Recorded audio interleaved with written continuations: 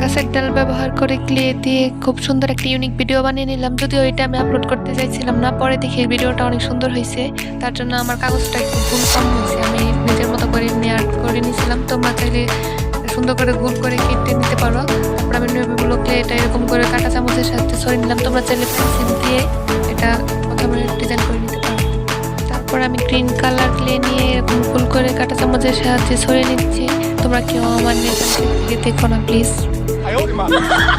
তারপর আমি এটা একটা সাদা ক্লে নিয়ে গোল গোল করে এটার চোখ বানানোর জন্য নিলাম। তারপর ছোট ছোট এক এক করে সবগুলোর মধ্যে দিছি। তারপরে কালো কালার মার্কার দিয়ে চোখের মনে আর্ট করে নিলাম। তারপর অরেঞ্জ কালার ক্লেতে একটা কিউট নাক বানিয়ে নিলাম। তারপরে একটা রেড কালার ক্লেতে সূর্য মামা আঁকিয়ে নিলাম।